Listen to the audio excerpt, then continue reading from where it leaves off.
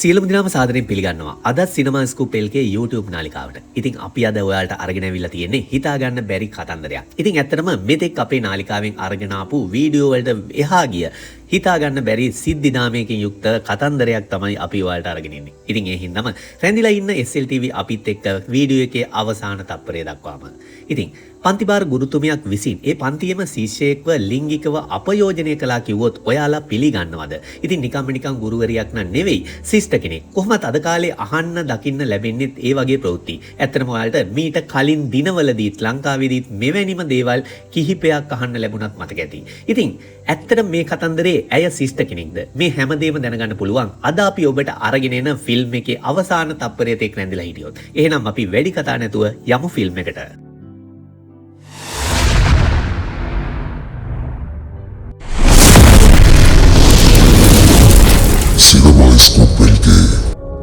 California ප්‍රාන්තයේ කතෝලික පාසලක ඉගෙන ගන්න ජේසන් කියන ශිෂ්‍යයා ගිටාර් වාදනය කරන්න සින්දු කියනත් ගොඩක්ම කැමති වගේම දක්ෂ යොවුන් පාසල් වයසේ පසුවන ශිෂ්‍යයෙක්.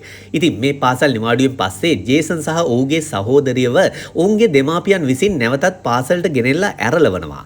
සිස්ටර් සොෆියා ගුරුවරියා තමන්ගේ අලුත්ම සේවා ස්ථානය ලෙස මේ පාසලට පැමිණෙනවා.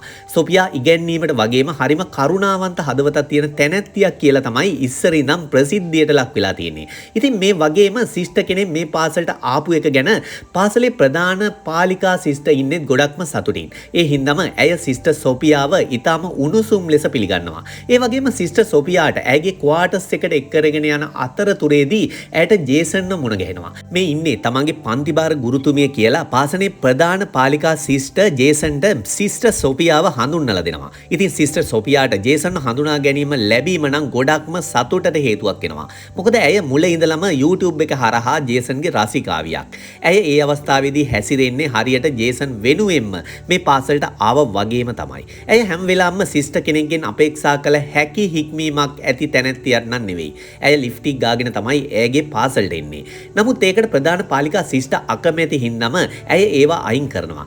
තමන්ගේ කාමරයට යන ඇය සිස්ටර් සොෆියා වයිට් කියලා නම් කරලා තිබුණු බෑග් එකේ තියෙන ඇඳුම් වලට නම් මේ තරම්ම කැමැත්තක් නම් දක්වන්නේ නැහැ. ඇය විසින් රැගෙන ආපු බෑග් එකේ තියෙන ඇඳුම් වලට ඇය ගොඩක්ම ආශාවක් දක්වනවා. ඒ වගේම ඊට පස්සේදී ඇය තමන්ගේ ලැප්ටොප් එකේ තියෙන ජේසන්ගේ වීඩියෝ එකක් දිහා ගොඩක්ම ආශාවෙන් බලාගෙන ඉන්නවා වගේම ඒ අතරතුර ඔහුව කිස් කරනවා. ඉතින් ඒ දවසේ රාත්‍රියේදී ජේසන් තමන් ළඟින්ම තියාගෙන ඔහු ගිටාර් වාදනය කරමින් සින්දු කියනවා බලාගෙන ඉන්නවා. ඇය මේ දිහා බලාගෙන ඉන්නේ ගොඩක් ආසාවෙන්. ඇත්තටම ඇය මේ පාසලට ඇවිල්ලා තියෙන්නේ ජේසන් වෙනුවෙන්මද? ඒ වගේම ඇයගේ හැසිරීම් රටාව ශිෂ්ට කෙනෙක්ට ගැළපෙනවද? ඉතින් මේ දේවල් දැනගන්න නම් අපිත් එක්ක දිගටම රැඳිලා ඉන්න කියලා ආරාධනා කරනවා. ඒ වගේම ඔයගොල්ලෝ මේ වෙන විටත් අපගේ නාලිකාව subscribe කරලා නැද්ද? එහෙනම් දැම්ම ගිහලා subscribe කරන්න. ඒ වගේම මේ වගේ ලස්සන movies අප විසින් නිකුත් කළ සැනින් ඔයාලට බලා ගන්න අපගේ bell icon එක click කරලා තියාගන්න කියලා පුංචි ඉල්ලීමක් කරනවා. එහෙනම් අපි නැවතත් movie එකට යමු. ඉතින් මේ විදිහට නව පාසල් වාරය ආරම්භ වෙනවා. ජේසන් ඇයගේ සහෝදරිය සමගම පන්ති කාමරයට ඇතුල් වෙනවා. මේ පන්තියේ ඉන්නවා සරා කියලා ගෑනු ළමයෙක්. මේ ගෑනු ළමයා ජේසන්ට ගොඩක් කැමැත්තෙන් තමයි ඉන්නේ. මේ දෙන්නා කතා කරමින් ඉන්න අතරතුරේ සිස්ටර් සොෆියා පන්තියට ඇතුල් වෙනවා. ඊට පස්සේ තමන්ව හඳුන්වලා දෙනවා. නමුත් මේ කිසි දෙයක් ගැන අවධානයෙන් නැතුව හිටපු මේ දෙන්න දිහා සිස්ටර් සොෆියාගේ අවධානය යොමු වෙනවා. ඉතින් ඇත්තටම මේ දර්ශනයෙන් නම් ඇයගේ කිසිම කැමැත්තක් නැහැ වගේ. ඒ නිසාම සිස්ටර් සොෆියා ඇයට පන්තියේ වෙනස් ස්ථානයක් බාර දීලා ජේසන්ගෙන් දුරස් කරන්න කටයුතු කරනවා. ඉතින් මේ අතර තවත් විශේෂ දෙයක් සිද්ධ වෙනවා. ඒක තමයි සම්ප්‍රදායක් විදිහට පන්තියක වැඩ ආරම්භ කරන්න කලින් මුලින්ම තමන්ගේ ආගම සිහි කරන එක තමයි කරන්නේ. නමුත් ජේසන්ගේ සහෝදරියට මේ ගුරුවරිය ඒ විදිහට නොකර සිටීම ලොකු ප්‍රශ්නයක් වෙනවා. ඇය ඒ ගැන ඇහුවට පස්සේ ඒ ගැන කනගාටුව පළ කරන සිස්ටර් සොෆියා ඇයගේ ප්‍රේ කිරීම පන්තියේ හැමොත් එක්කම කරන්න පටන් ගන්නවා කියලා ඇය කියනවා. නමුත් ඇය ප්‍රේ කරන්න දන්නේ නැති බව තමයි ජේසන්ගේ සහෝදරිය දකින්නේ. මේ වන විට ඇයට මේක ලොකු ප්‍රශ්නයක් වෙලා තියෙනවා. ඇය මේ ගැන ජේසන් ගෙනුත් අහනවා. පාසල් කාලය අවසන් වුණාට පස්සේ ජේසන් තමන්ගේ හොස්ටල් එකට යන අතරමඟදී ඔහුව හොයාගෙන සිස්ටර් සොෆියා එනවා. මේ අවස්ථාවේදී ජේසන් ඇයගෙන් උදේ වෙච්ච දෙයට සමාවිල්ලනවා. මේ වෙලාවේදී ජේසන්ට පෙම්වතියක් ඉන්නවද කියලා සිස්ටර් සොෆියා අහනවා. තමන්ට පෙම්වතියක් නැති බව තමයි ජේසන් කියන්නේ. සිස්ටර් සොෆියාට ඒක නම් ගොඩක්ම කැමති වෙනවා. කොහොමුණත් සිස්ටර් සොෆියා සරත් එක්ක නම් ඉන්නේ ගොඩක් තරහින්. පසුවදා උදේම ජේසන් මුණ ගැහෙන්න එන සරා ඒගොල්ලන්ගේ අලුත් ටීචර් ගැන ජේසන් ගෙනුත් අහනවා. මේ දෙන්න මෙහෙම කතා කර ඉන්න ගමන් මේ දෙන්න සිප ගන්නවා. මේ සිද්ධිය දැක්කට පස්සේ සිස්ටර් සොෆියාට ගොඩක්ම කේන්ති යනවා. ඇය ජේසන්ගෙන් ඈත් වෙලා ඉන්න කියලා සරාට තර්ජනයක් පවා කරනවා. දවසේ පාසල් වැඩ කටයුතු ඉවරුණාට පස්සේ මද වේලාවක් ජේසන්ව නතර කරගන්න සිස්ටර් සොෆියා තමන්ගේ ක්වාටර්ස් එකට එන ලෙස ජේසන්ට ප්‍රකාශ කරනවා. එහෙත් ඔහු ඒකට බය වෙනවා. නමුත් ඇයගේ කීම අහක දාන්න බැරි හින්දා ජේසන් ඇයගේ ක්වාටර්ස් එකට යනවා. සිස්ටර් සොෆියා ජේසන් ආපු බව දැන නොදැක්කා වගේ තමන්ගේ ඇඳුම් එකින් එක ගලවා දමමින් අඩ නිරවතින් තමන්ගේ අත්පා ග්‍රීන් ගල්වමින් ඉන්නවා. ජේසන් තමන් මේ දකින්න දේ අදාහ ගන්න බැරුව ගොඩක් ආසාවෙන් මේ දිහා බලාගෙන ඉන්නවා. ඒ දර්ශනය නම් ඔහුගේ හිතට තදින්ම කාවදිනවා. ඔහුට රැට නිින්ද යන්නෙත් නැහැ. ඔහුට හැම වෙලාවම පේන්නේ තමන්ගේ ටීචර්ගේ සරාගී රූපේ විතරයි.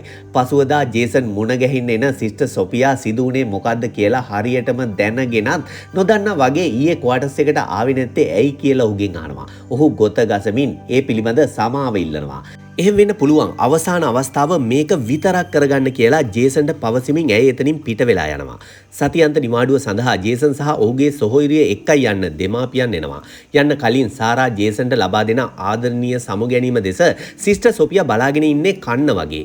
ඉතින් මේ සිස්ටර් සොෆියාට ජේසන්ව නොදැක ඉන්න දවසක්වත් බැරි හින්දම ප්‍රධාන පාලිකාවට බොරුවක් කියලා ජේසන් හොයාගෙන ඔහුගේ ගෙදර යනවා.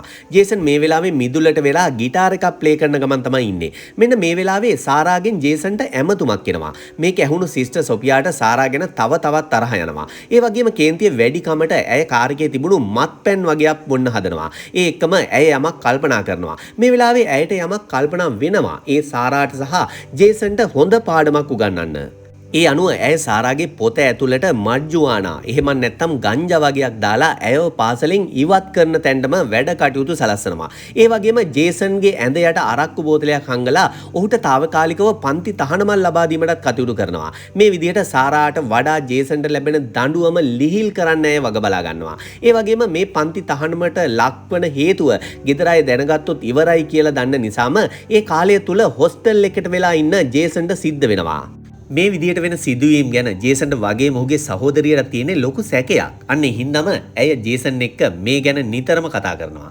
ඒ වගේම හැම අවස්ථාවකදීම ජේසන්ගේ ළඟින් ඉන්න සිස්ටර් සොෆියා නම් ගොඩක්ම කැමතියි. ඔන්න ඉතින් දවසක් පාසල් වත්තේ වැඩ කරමින් ඉන්න අතරතුරදී ඇයගේ පපුව ජේසන්ට පේන විදිහට ඇය කටයුතු කරනවා. ඇයි ඒ ගැන හිතන්නේ ජේසන්ගේ හැඟීම් අවුස්සලා තමන්ගේ අරමුණට ඔහුව පොළඹවා ගන්න තමයි ඇය මේ විදිහට වැඩ කරන්නේ.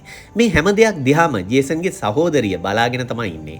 සිස්ටර් සොෆියා ජේසන්ට පොඩි කාලේ ඉඳලම පිස්සු වැටලා තමයි ඉඳලා තියෙන්නේ. රාත්‍රී වෙද්දී ජේසන්ගේ හොස්ටල් රූම් එකට යන සිස්ටර් සොෆියා ජේසන්ට නොපෙනෙන විදිහට තමන්ගේ ජංගම දුරකථනයෙන් සියල්ල වීඩියෝ වන විදිහට වැඩ සලස්සනවා. ඊට පස්සේ ඔහුගේ ඇඳට ගිහිල්ලා ඔහුව කිස් කරනවා.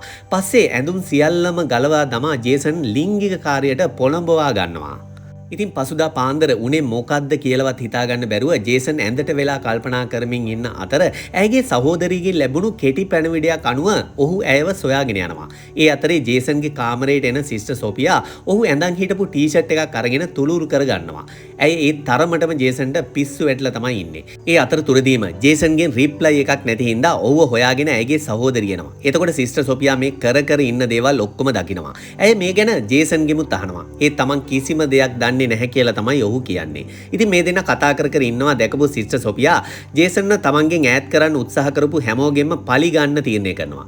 ඒ කවුද කියන එක ඇයට අදාළ වෙන්නෙම නැහැ. ඒ අනුව ජේසන්ගේ සහෝදරිය විභාග වංචාවට අහු කරලා ඇයවත් පාසලෙන් ඉවත් කරලා දාන්න තමයි ඇයගේ ඉලක්කය වෙලා තියෙන්නේ. ඒත් පාසලේ ප්‍රධාන පාලිකා සිස්ටර්ගේ අනුකම්පාව මේ වෙලාවේ ජේසන්ගේ සහෝදරියට හිමි වෙනවා. සිස්ටර් සොෆියට කර කියා ගන්න දෙයක් නැතු වෙනවා. ඒත් මේ වෙලාවේ ජේසන්ගේ සහෝදරිය කියන දේවල් වගේම එක දිගට ශිෂ්‍යයන්ට සිදු වුණු සමහර දේවල් හින්දාම ප්‍රධාන පාලිකාව සැකයක් ඇති කර ගන්නවා සිස්ටර් සොෆියා සම්බන්ධව. ඉතින් මේ සිදුවීම් මේ විදියට වෙන අතරතුරේදී ජේසන් පල්ලියට යනවා. තමන් මූණ දීලා තියෙන සිදුවීම් පාදයට කියලා පව් සමා කරගන්න කියලා හිතාගෙන.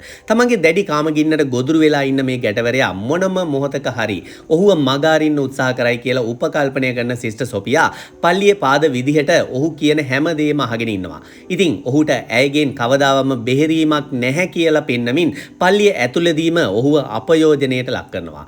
ඉතින් ඔන්න ඔය අතරතුරේදී බිෂප් ඔරෙල් මේ පාසලේ නිරීක්ෂක කටයුතු සඳහා පැමිණෙනවා. ඔහු හා පාසලේ ප්‍රධාන පාලිකා ශිෂ්ට අතර සිදු වූ කතා බහක් අහම්බෙන් වගේ ශිෂ්ට සොෆියාට ඇහෙනවා. ඒ අනුව ශිෂ්ට සොෆියා වයිට් හොඳින් දැන අඳුනන කෙනෙක් කියලා දැනගන්න ශිෂ්ට සොෆියා ඔහුව නොපෙනෙන විදියට මෙතනින් පැනලා යනවා.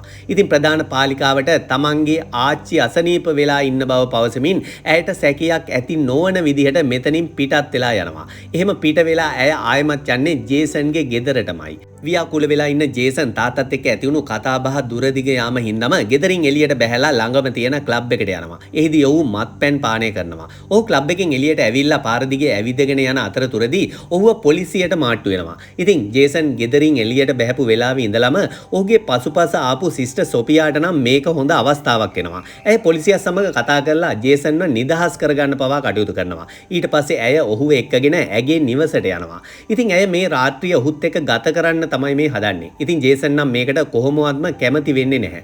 සිස්ටර් සොෆියා ඇයට ඕන තරම් මුදල් තිබෙන බවත් ඒ වෙනකට වෙන රටකට ගිහිල්ලා එකට ජීවත් වෙමු කියලා ජේසන්ට යෝජනා කරනවා. නමුත් කිසි දෙයක් ගණන් නොගන්න ජේසන් එම ස්ථානෙන් පිට වෙලා යනවා. තමන්ගේ ආශාවන් බලාපොරොත්තු ඇස්පනා පිටම විනාශ වෙලා යනවා බලාගෙන ඉන්න බැරි සිස්ටර් සොෆියා කේන්තියෙන් උමතු වෙලා කෑ ගහලා අඬනවා.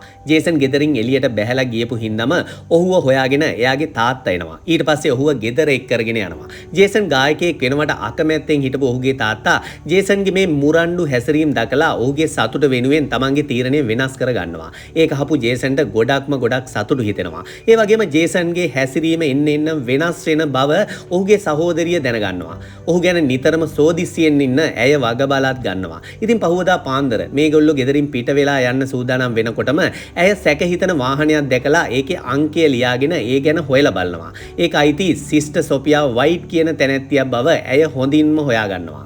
ඉතින් මේ සිදුවීම් සියල්ල මේ විදිහට සිද්ධ වෙද්දී ජේසන්ගේ ආකර්ෂණය දිනා ගන්න සිස්ටර් සොෆියා ගොඩක් උත්සාහ කරනවා. ඒක අවස්ථාවකදී ඇය සිය දිවි නසා ගන්නවා කියලා ඇයගේ ආශාවන් වෙනුවෙන් ජේසන්ව පොළඹව ගන්න උත්සාහ කරනවා. නමුත් ඒ කිසි දෙයකින් වැඩක් වෙන්නේ නැහැ. මොකද සිස්ටර් සොෆියාගේ මේ හැසිරීම ජේසන්ට දැන් වදයක් වෙලා තමයි තියෙන්නේ. ඔන්න ඔය අතරතුරේදී ඇය විසින් චෝදනාවක් එල්ල කරලා පාසලෙන් අයින් කරනු ලැබූ ජේසන්ගේ හිතවතිය සරා නැවත පාසලට ඇතුල් වෙනවා. ඒ ගැන සිස්ටර් සොෆියා ඉන්නේ ගොඩක් තරහින්. ඇයත් එක්ක ජේසන් සතුටින් කතා කරනවා දැකීම නම් ඇයගේ කේන්තිය තව තවත් වැඩි කරන්න හේතුවක් වෙනවා. ඉතින් ඇයගේ තරහ කොච්චරද කියනවා නම් ඇය විසින් සරාව බාත්රූම් එකේදී මරා ගන්න තරම් අමානුෂික වෙනවා. ඒත් ඒකේ සැකය ඇය වෙත එල්ල නොවන විදිහට වැඩ කටයුතු කරන්නත් ඇය හොඳින්ම වගබලා ගන්නවා. ඒ වගේම සිස්ටර් සොෆියා ජේසන්ව තමන් මග හරින එක ඉවස ගන්න බැරි තැන මේ වගේ අවස්ථාවකදී ප්‍රයෝජනට ගැනීම සඳහා ඇය ළඟ තියෙන වීඩියෝ පට ජේසන්ට පෙන්නලා ඔහුව බ්ලැක්මේල් කරන්න පවා හදනවා. ඉතින් මේ වීඩියෝ පට දැකලා ගොඩක්ම ජේසන් බය වෙනවා. ඉතින් කර කියා ගන්න දෙයක් නැතුව ඔහු නැවතත් ගෙදර යනවා. ඒ ගමන සිස්ටර් සොෆියා ඔහුව හොයාගෙන ඇවිල්ලා සිස්ටර් සොෆියාගෙන් තම සහෝදරයාට බලපෑමක් තියෙනවා කියලා දැනගත්තු ජේසන්ගේ සහෝදරිය ඔහුගෙන් මේ පිළිබඳ අහලා බලනවා. අන්තිමේදී ඔහු සියලු විස්තර සහෝදරියට කියන්න ගන්නවා. මේ සිද්ධ වෙච්ච දේවල් ඔහුට මානසික වදයක් බවත් ඒ නිසා ඔහුට උදව් කරන ලෙසත් ඔහු ඇයගෙන් ඉල්ලා සිටිනවා. ඒ නිසා ඇය ගැන තොරතුරු හොයන්න ඔවුන් දෙදෙනා පටන් ගන්නවා. මේ අතරතුරේදීම පාසලේ ප්‍රධාන පාලිකාවටත් සිස්ටර් සොෆියාගේ හැසිරීම ගැන සැකයක් මතුවලා තමයි තියෙන්නේ. ඒ නිසා ඇයත් ඒ ගැන හොයලා බලන්න කටයුතු කරනවා. පස්සේ සිස්ටර් සොෆියා Tamanට බොරු කියලා ඇති බව ඇය හොඳින්ම හොයා ගන්නවා. ඔය අතරේ ජේසන් සහ ඔහුගේ සහෝදරිය සිස්ටර් සොෆියාගේ ක්වාටර්ස් එකට ගිහිල්ලා කාමරයේ තිබුණු ලැප්ටොප් එකක් පරීක්ෂාවට ලක් කරනවා. මුලින්ම පරීක්ෂා කරපු ලැප්ටොප් එක සිස්ටර් සොෆියා වයිට්ගේ ලැප්ටොප් එක. ඊට පස්සේ ඔහු තවත් ලැප්ටොප් එකක් හොයා ගන්නවා. ඒකේ තොරතුරු වලට අනුව නම් මේ ඉන්නේ සිස්ටර් සොෆියා වයිට් නෙවෙයි කියලා ඔහුම හොයා ගන්නවා. ඉතින් මේ දෙන්න හොයාගත්තු දේවල් ප්‍රධාන පාලිකාවට කියන්න ඇයව හොයාගෙන ඇගේ රූම් එකට යනවා.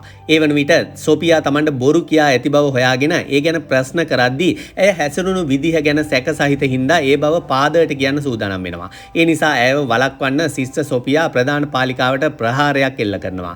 ඒ හේතුවෙන් ඇය සිහි නැති වෙලා බිම ඇදගෙන වැටෙනවා. කොහොම හරි පාලිකාව හොයාගෙන ජේසන් සහ ඔහුගේ සහෝදරිය ගියා කියලා සිස්ටර් සොෆියා දැනගන්නවා. ඔවුන් ප්‍රධාන පාලිකාව හොයාගෙන පල්ලියටත් යනවා. ඔවුන් පිටුපස පල්ලිය දක්වාම පැමිණෙන සිස්ටර් සොෆියා Taman ගැන සියලු තොරතුරු මේ අය විසින් දැනගෙන ඇති බව හොයා ගන්නවා. ඒ නිසාම කෝපයට පත් වෙන සොෆියා ජේසන්ගේ සහෝදරියට පහර දෙන්න උත්සාහ කරනවා. ඒ වගේම ඇයට තදින්ම පහර දෙනවා. ඇය ජේසන්ටත් පහර දෙනවා. මේ දෙන්න බේරගන්න ප්‍රධාන පාලිකාව උත්සාහ කරන විට ඇයව ගෙල සිර කර මරා දමන්නට සිස්ටර් සොෆියා උත්සාහ කරනවා. මේ අවස්ථාවේදී ජේසන් Taman අතේ තිබිච්ච ආයුධයකින් ඇයට ඇනලා ප්‍රධාන පාලිකාව සහ Tamanගේ සහෝදරිය බේරා ගන්නවා. ඉතින් මේ සිදුවීමෙන් පස්සේ තමයි අපිට කතාවේ ඇත්තම තත්ත්වය තේරුම් ගන්න පුළුවන් වන්නේ. සිස්ටර් සිස්ටර් සොෆියා විදිහට හිටපු මේ ලෝරා කියන කාන්තාව ජේසන්ගේ සින්දුව අහලා ඔහුව තමන්ගෙම කරගන්න උත්සාහ කරපු තැනැත්තියක්. ඇය ජේසන්ට කොච්චර වසී වුණාද කියනවා නම් ජේසන්ගේ පන්ති බාර එන්න හිටපු දක්ෂ කීර්තිමත් ගුරුවරියක් වෙන ඇත්ත සිස්ටර් සොෆියා වයිට්ට මරා දාලා. ඊට පස්සේ ඒ වෙනුවට ඇය සිස්ටර් සොෆියා වයිට් විදිහට පෙනී සිටමින් තමයි ජේසන්ට ලං වෙලා තියෙන්නේ. අන්තිමේදී ජේසන් අතින්ම ඇය මරණයට පත් වෙනවා. අවසානයේ පාසල් අධ්‍යාපනය ඉවර කරන ජේසන්ට ඔහු ආස කරන මිලෙන් අධිකම ගිටාර එකක් දෙමාපියන්ගෙන් තෑගි විදිහට ලැබෙනවා. ඔන්න ඔය විදිහට තමයි අද කතාව අවසානය දකින්නේ. ඉතින් කතාව ගැන ඔයාලට මොකද කියන්න තියෙන්නේ? ඔයාලට දැනන හැමදේම අපිට කමෙන්ට් එකක් විදිහට දාන්නත් අමතක කරන්න එපා. ඒ වගේම අපගේ නාලිකාව තවමත් subscribe කරලා නැත්නම් පහලින් තියෙන subscribe button එක click කරලා අපිත් එක්ක එකතු වෙන්න කියලා පුංචි ඉල්ලීමක් කරනවා. ඒ වගේම ඔයාගේ යාළුවන්ට බලන්නත් මේ වීඩියෝ එක share කරලා අපිට like එකක් දීලා අපිත් එක්ක එකතු වෙලා අත්වැල් බැඳගෙන ඉන්න කියලා පුංචි ඉල්ලීමක් කරන ගමන් තවත් වීඩියෝ එකක් ඉදිරියේදී අරගෙන එන බලාපොරොත්තු වෙන දැනට ඔයාලට සුබ දවසක් කියලා සමුගන්නම්.